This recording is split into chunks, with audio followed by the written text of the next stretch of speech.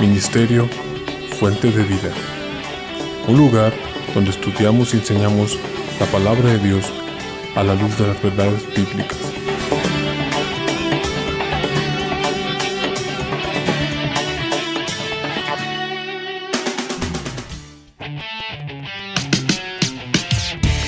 La palabra de Dios nos enseña que existe un Dios, en cuyo carácter nos muestra su buena voluntad para con los hombres. Vivir fuera de la voluntad de Dios es apartarse de sus caminos. En Fuente de Vida estaremos estudiando con profundidad su palabra, donde encontraremos la verdad, la voluntad de Dios para con el hombre y sus propósitos. Te quiero adorar.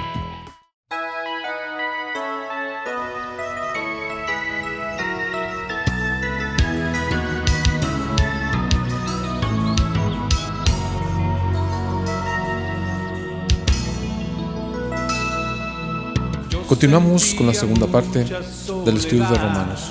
Y la quería llenar, conociendo gente, pero del Mano e hicieres hasta que seas destruido y perezcas pronto a causa de la maldad de tus obras por las cuales me habrás dejado.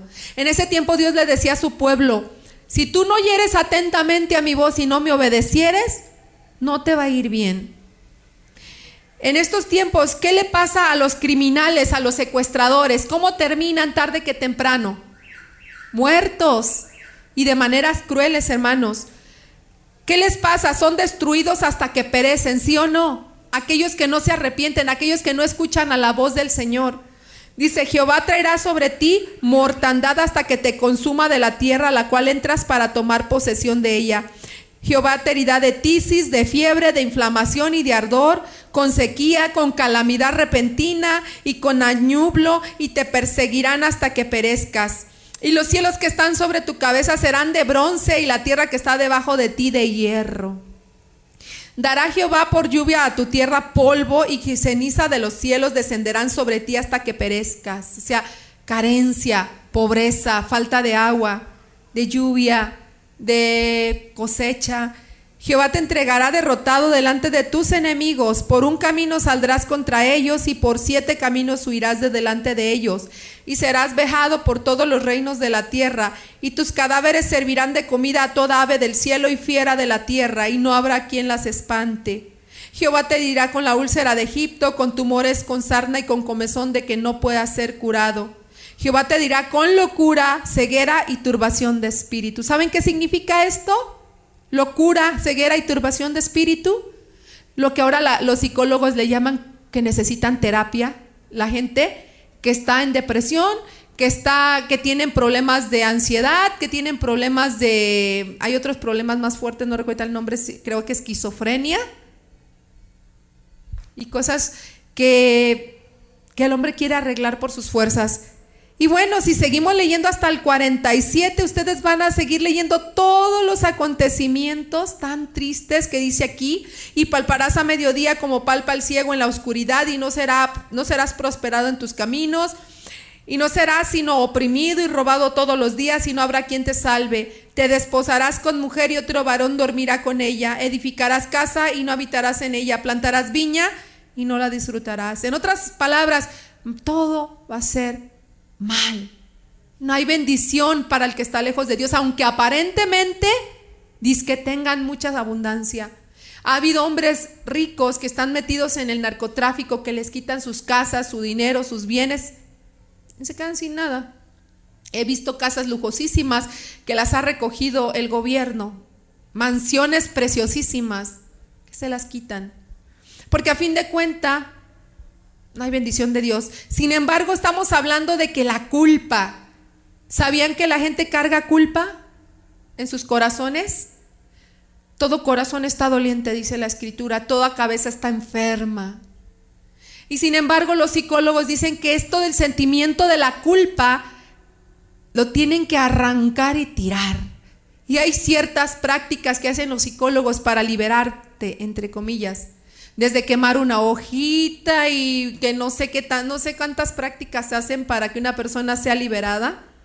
Pero ¿saben qué, hermanos? El que creó el alma es el único que tiene el poder. Y yo se lo dije a una amiguita que me decía que estaba padeciendo casi ya de locura, que estaba esquizofrénica, que le daban ataques de llanto, que iba a la psicóloga y que hasta a veces le pedía citas extras porque ya no podía más, constantemente está enferma. Y a ella le dije, la solución es Jesucristo. Dobla tus rodillas, abre tu corazón, Él puede sanar tu alma, le dije. Me dejó de hablar un tiempo. No me hizo mucho caso, me hizo como que ya más a un lado. No sé, no creen que el único que puede liberar es nuestro Señor Jesucristo. Y el hombre, el ser humano dice, no, la culpa es un sentimiento que tú eres tu propio verdugo, arráncalo y aviéntalo de ti. Pero no, hermanos, si no está Jesucristo yo no le veo otra esperanza. La psicología de incluso, hermanos, culpa al medio ambiente, a lo que hubo alrededor de ti. Por ejemplo, pueden culpar las circunstancias para minimizar tu condición, tu conducta de naturaleza caída. Y se la pasan dándole por todos lados, menos al blanco. Y no le dan el centro porque solamente es la palabra de Dios la que nos confronta y la que da en el blanco. ¿Sí sabíamos eso? Miren, a mí estar aprendiendo más de su palabra, escuchando su palabra me limpia, me confronta, da en el blanco. Puede venir una persona y decirte, ya deja tu adulterio, mira, estás destruyendo tu familia con tu alcoholismo, estás destruyendo tu hogar con tu drogadicción, mira cómo están tus niños. Y a ti no te van a hacer caso. Pero cuando la palabra de Dios confronta y la persona permite que sea confrontado, es cuando la persona cae de rodillas arrepentido por sus pecados. En sí la culpa, el cargar la culpa, hermanos, es un medio que Dios permite para que el hombre reconozca que lo necesita, que necesita a Dios y que necesita arrepentirse, hermanos, para que Él sea el que quite esa carga llamada culpa. También le echan la culpa a la sociedad, los psicólogos. Ellos dicen que tu papá, tú eres así porque tu papá hizo ciertas cosas que te hicieron a ti así, y te ponen como víctima y te dicen que fue el medio en el que te desarrollaste, tu entorno. Le dan por todos lados, hermanos. En fin, el caso es que ellos se la pasan como que vagando a tientas para ayudar a aquellos que están con muchos problemas. Pero jamás llegarán a la raíz, al corazón, hermanos, porque ahí es donde solamente llega el Espíritu de Dios y la palabra de Dios. Y aunque el hombre minimice y le quiera dar respuestas a los problemas, Dios ya lo expone claramente al entrar en Romanos 3, 9 al 20. Vamos a leer qué dice Romanos 3, 9 al 20.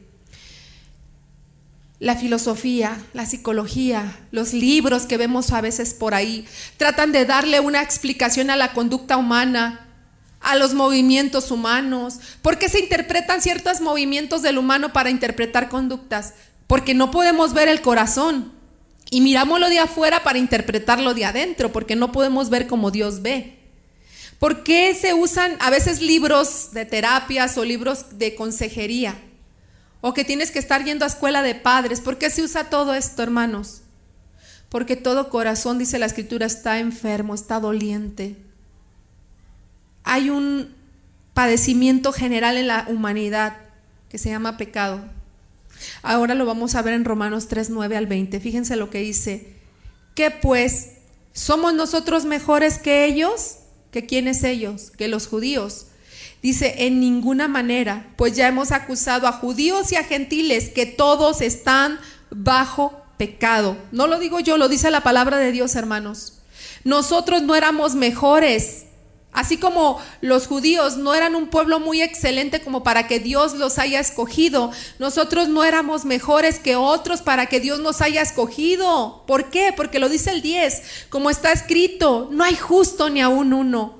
Hermanos, todos bajo pecado, todos pecadores. ¿Por qué Dios nos escogió? ¿Por qué Dios te ha hecho su hijo o su hija? Porque te lo vuelvo a repetir, a esto se le llama gracia de Dios. Que Él es soberano, que Él mira y dice, yo quiero salvar a este, yo quiero escoger a este otro para el ministerio, yo quiero elegir a esta persona para que sea mi siervo o mi hijo. ¿Por qué lo hace Dios? Porque Él es el Señor, hermanos. Él dice en una escritura, a Jacob amé, mas a Esaú aborrecí. ¿Por qué? Porque Él es Dios. Él sabe a quién elige, a quién escoge. Dice otra escritura, no es del que quiere, no es del que corre, sino de Dios tener misericordia. Y dice el 11, no hay quien entienda, no hay quien busque a Dios. Todos se desviaron a una, se hicieron inútiles. No hay quien haga lo bueno. No hay ni siquiera, ¿cuántos? Ni uno solo, hermanos. Sepulcro abierto es su garganta, dice, con su lengua engañan. Veneno de áspides hay debajo de sus labios. Su boca está llena de maldición y de amargura. Sus pies se apresuran para derramar sangre. Quebranto y desventura hay en sus caminos y no conocieron camino de paz. No hay temor de Dios delante de sus ojos. Pero sabemos que todo lo que la ley dice lo dice a los que están bajo la ley, para que toda boca se cierre y todo el mundo quede bajo el juicio de Dios. Aquí es donde empiezan las acusaciones de Dios, como yo les venía diciendo en el tema. Ya que por las obras de la ley ningún ser humano será justificado delante de él. Recordamos el estudio que nos dio nuestro hermano José, que nos decía claramente que por las obras de la ley nadie va a ser salvo, ¿se acuerdan? Y aquí lo confirmamos. Dice, ya que por las obras de la ley ningún ser humano será justificado delante de él, porque por medio de la ley es el conocimiento nada más del pecado. ¿Cómo ven lo que dice el Señor? La psicología, ¿qué te dice? Tú eres víctima de tu entorno, de cómo creciste, del daño que te hicieron tus padres. ¿Y qué dice Dios? No hay justo ni aun uno. ¿Por qué la psicología te pone de víctima y por qué Dios te pone de culpable? ¿Te has puesto a pensar, ¿será acaso que Dios quiere bajar nuestra autoestima? ¿Será que Dios se equivoca? ¿Qué dice la escritura anteriormente? Sea Dios veraz y todo hombre sea mentiroso, ¿sí o no? Entonces, ¿qué podemos decir? ¿Será que Dios está bajando tu autoestima? Cuando confronta al pecador y le dice, mira, tú eres digno de condenación, tú eres miserable, tú eres pecador. Tú necesitas a mi Hijo Jesucristo. ¿Será que el Señor les baja la autoestima? Ahorita vamos a ver más adelante de qué se trata esto. La psicología pues trata con terapias de hacer feliz al hombre, de minimizar la culpa, de calmarla, pero cada vez sabían que hay más terapias y se inventan cada vez más para todo lo que vemos que hay, pero no logran dar la plenitud que Dios da, hermanos. A mí me tocó de mi hijo Uri cuando estaba con sus esquizofrenias y que se quería morir y que se quería suicidar, que me exigía la escuela llevarlo a psiquiatría. Es todo lo que te exige el mundo. Cuando ven una persona con problema, lo primero que dicen es, llévalo al psiquiatra o llévalo al psicólogo. Necesita psiquiatría, necesita terapias, pero nunca vas a oír que digan, necesita a Cristo. Y pues a mí me lo exigieron y por exigencia de la escuela fui, pero yo iba diciendo adentro del Señor, Señor, solo tú puedes ayudar a mi niño. Solamente tú puedes restaurar esta criatura. Y yo me acuerdo que eran noches que estaba llorando, gritando, o en el día, y muy sabiamente una hermana me dijo, hermana, abrace a su niño, ore por él y cántele. Cante al Señor con él en sus brazos, para que venga esa paz de Dios. Como recordemos lo que le pasó a Saúl. No sé cuántos recuerdan qué le pasó a Saúl cuando estuvo en locura, que venía David y tocaba el arpa. Imagínense a Saúl con una psicóloga. La hubiera matado. Saúl cayó en la locura. Si ustedes leen ahí en el libro de Samuel, se van a dar cuenta que Saúl cayó en locura. Y solamente cuando David venía y ministraba con el arpa, quedaba tranquilo este hombre, porque se había apartado el Espíritu de Dios de él, hermanos, por su desobediencia. Y tenía que venir David y ministrarlo con el arpa, tocar cantos para que viniera esa paz, ese sosiego al alma tribulada de Saúl. Imagínense en esos tiempos que le hubieran dicho al rey Saúl, pues te vamos a traer al mejor psicólogo para que te dé terapias. Pobre Saúl. No había respuesta ahí, porque el alma solamente la puede tratar Dios. El hombre ha inventado ciertas técnicas para suavizar un poquito el problema, pero para mí siempre ha sido que Dios es el único, hermanos. Hasta los cristianos caemos en depresión, ¿sí o no? Seamos honestos, ¿sí o no caemos a veces en depresión los creyentes, los cristianos? Elías cayó en depresión un día después de que cayó fuego de Dios y consumió la ofrenda que estaba ahí, le demostró quién era él al pueblo de Israel, que él era Dios, y cayó en depresión Elías al siguiente día. ¿Y saben qué decía? que se quería morir. Y vino un ángel y le dio de comer, y el Señor dijo: anda, levántate, que largo camino te resta. ¿Elías ocupaba psicólogo? Me pregunto. ¿Saben quién lo levantó? El Señor. Le dijo: anda, que largo camino te resta. Caminó obediente Elías, llegó a una montaña y dice que hubo un terremoto, pero que Dios no estaba en ese terremoto. Y sucedieron señales y Dios no estaba ahí. ¿Saben en qué estaba Dios? En un silbido apacible. Y le dio ánimo a Elías otra vez. ¿Qué me demuestra con eso Dios? Que Él es el único que tiene el poder de restaurar el alma, de quitar la culpa, de quitar la carga. ¿Y saben quién me levantó a mi hijo? Mi Señor y mi Dios. Ese niño se me quiso quitar la vida y el único que tuvo misericordia de mi casa, de mi familia, fue mi Señor. Le dieron medicamento, le dieron una cosa, le dieron otra, que nomás lo tenía drogado, todo somnoliento. Cuando yo vi la mano de Dios intervenir, fue después de que yo doblé mis rodillas y llorando como madre afligida le dije: Señor, si tú quieres, como ese leproso vino y se postró a tus pies y te dijo: si tú quieres me puedes hacer sano, y dijiste: sí quiero, sé sano, así tú puedes hacer la obra en mi hijo. Al siguiente día comencé a ver la mano de Dios, que sacó a Uriel de depresión. No volvió a caer en esa depresión más, de esa fuerte depresión de muerte. Ya a ese grado no cayó, empezó poco a poco a salir hasta lo que ahora yo veo de la mano de Dios. Me lo sacó Dios, porque Dios dijo: sí quiero, ¿verdad? Él dice: sí quiero, y se hace. Déjenme decirle, hermanos, que a través de la culpa, de ese sentir que cargamos los seres humanos, es la forma en que Dios permite para que nos rindamos a Él y lo reconozcamos, que es nuestra esperanza. Ese sentimiento llamado culpa está ahí para que reconozcas a Dios en tu vida. Y veamos así que ante Dios, ante sus ojos, no hay víctimas, no hay justo ni aun uno, dice su palabra, sino que ante Él todos somos merecedores de castigo por igual. Pero Dios no nos dejó ahí con el problema. Ustedes saben que nos proveyó a su Hijo Jesucristo para darnos salvación.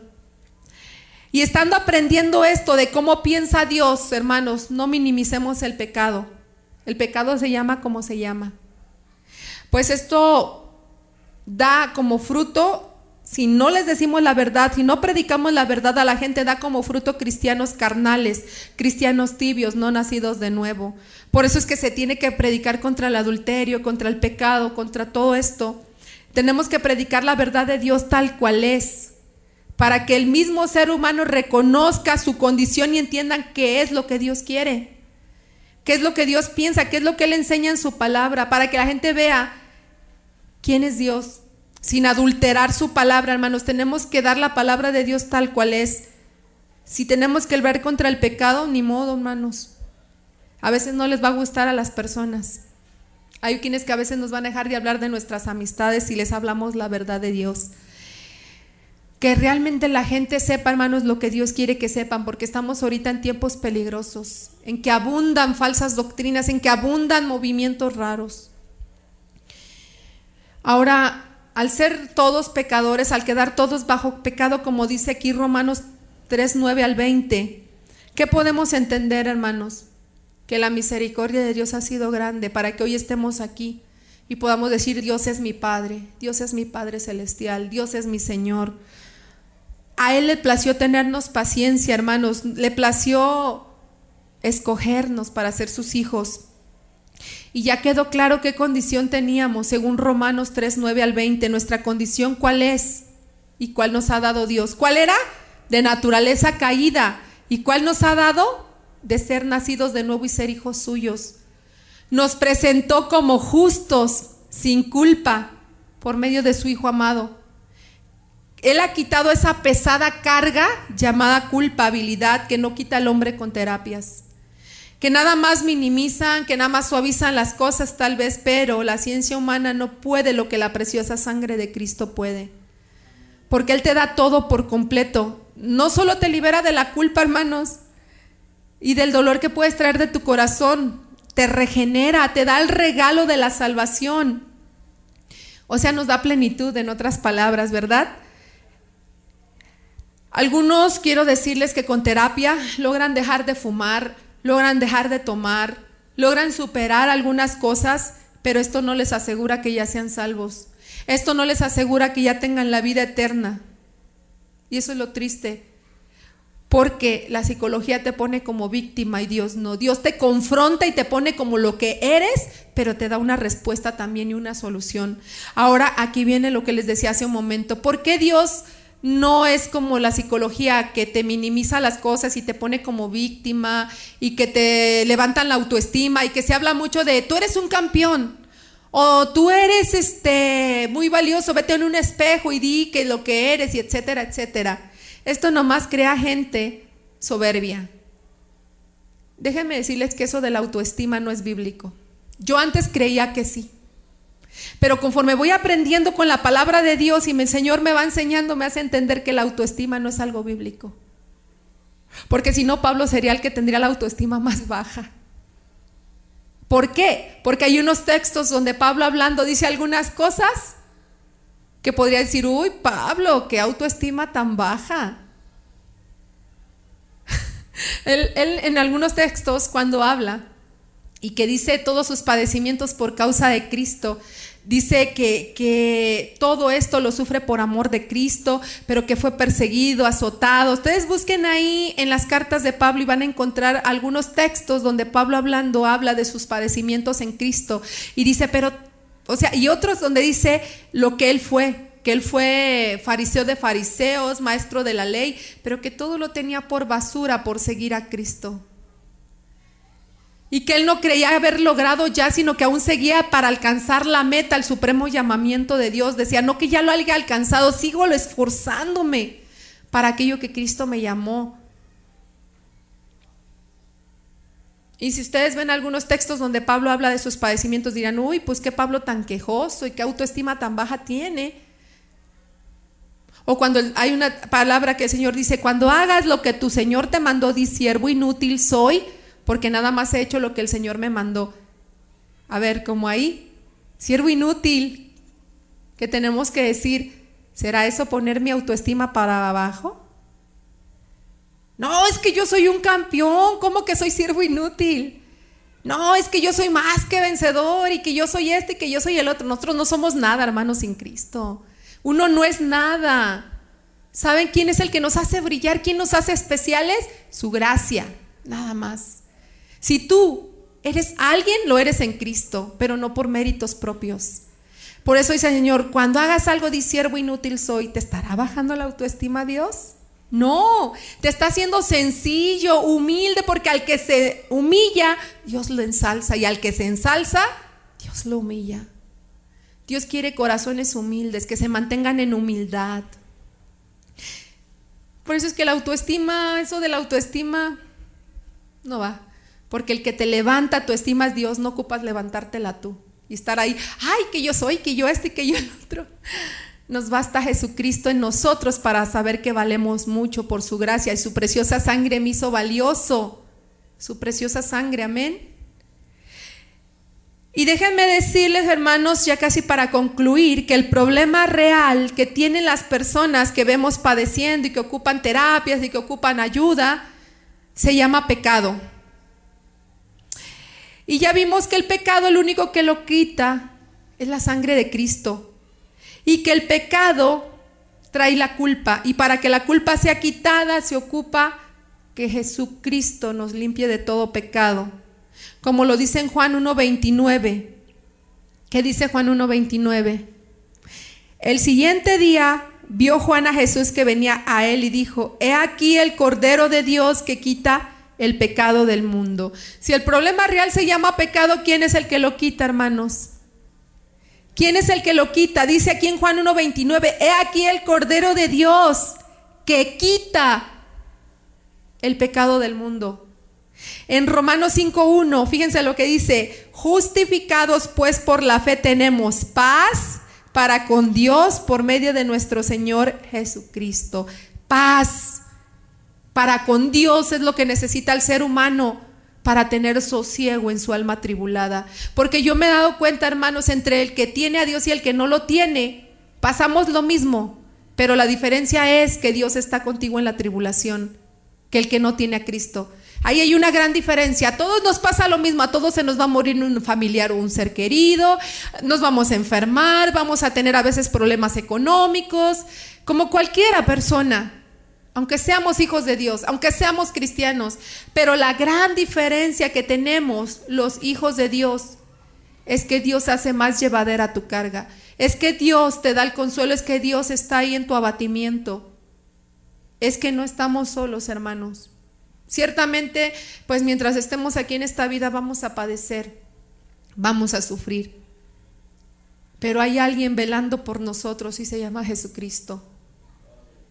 Va a haber momentos en que sientas culpa también por algún error que cometas y te sientas con tu moral hacia abajo, pero cuando eres hijo de Dios ya sabes quién es el que levanta tu ánimo y quita tu culpa. Y se llama Jesucristo. Porque ahora cuando eres hijo de Dios, el que trae la culpa se llama Satanás.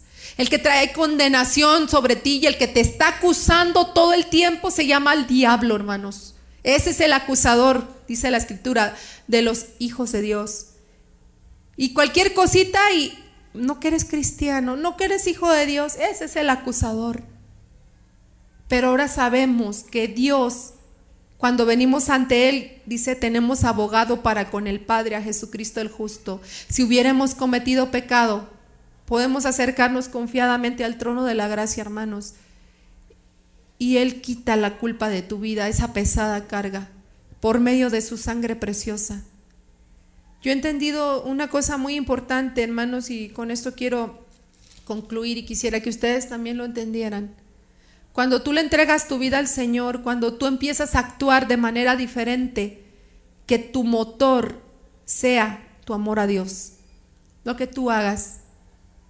Tú ya sabes quién te redimió del pecado. Tú ya sabes lo que dice Romanos 3:9-20. Tú eras pecador, tú eras culpable, tú merecías la muerte, tú merecías el castigo, pero hubo un hombre justo que te salvó y por medio de su justicia te transmitió su justicia, por medio de su inocencia te transmitió su inocencia. Y a través de él encontramos una puerta de salvación. Sabiendo todo esto, hermanos, conociendo todas estas verdades tan hermosas de la palabra de Dios, de su gracia, ¿por qué aún a veces cargas con pesadas cargas sobre ti como si no conocieras al Señor? ¿Por qué te olvidas que el servir a Dios no es una obligación, sino una actitud de amor? A mí me viene mucho ese texto que dice, y todas las cosas que hagáis, hacedlas como para el Señor, hacedlas como para Dios, por amor a Él. Si tú conoces estas verdades de Dios que estás aprendiendo, no es nada más para que las conozcamos, sino para que seamos agradecidos y para que estemos enamorados de Dios. Lo que no puede hacer la ciencia, ni la psicología, ni el terapeuta, lo que sí puede hacer Dios debería provocar en ti gratitud, hermano, hermana. Amor por Dios, apasionarte por Dios, amar a Dios, que Él sea tu motivo aún de venir a la iglesia, que Él sea el motivo aún de servirle, que Él sea el motivo aún de lo que hagas bien y correcto, que le llaman por ahí buenas obras o buenas cosas, que esto que tú hagas bueno, el impulso, la razón, el motorcito, sea el amor que le tengas a tu Dios. Miren, hermanos, Él merece todo. Éramos culpables, dice la palabra de Dios, la culpabilidad del hombre. Éramos culpables, vino la justificación de Dios. ¿Qué debe de dar como fruto en ti? ¿Te has puesto a pensar? ¿Solamente conocer estas verdades bíblicas? Dios quiere que lo ames cada día, que te enamores de Él, que entiendas lo precioso que es Él. Que si te detienes a no pecar o no hacer alguna cosa, tú digas, Señor, tú eres mi razón, tú eres mi motivo. Y si fallo, me duele, Señor, porque te amo. ¿Te has preguntado qué es amar a Dios? ¿Te has preguntado qué es amar realmente a Dios? Porque si hoy yo te pregunto, ¿amas a Dios? ¿Qué me dirías? ¿Cuántos aman a Dios? ¿Nadie ama a Dios? ¿Un solo amén? ¿Cuántos aman a Dios, hermanos? Dice la palabra de Dios: si me amáis, guardad mis mandamientos. Seamos agradecidos con el Señor. Miren qué preciosa salvación nos dio. Nos ha hecho limpios delante de sus ojos. Nos ha presentado como justos, siendo que éramos injustos. Y pues ahora seamos agradecidos con Él, hermanos. Amén. Si amáis a Dios, guarda sus mandamientos, obedécelo al Señor. Sea agradecido por la preciosa salvación que te ha dado. Con esto yo termino y les invito a que cerremos nuestros ojos y oremos, porque Él merece todo de nosotros. Él merece que lo amemos.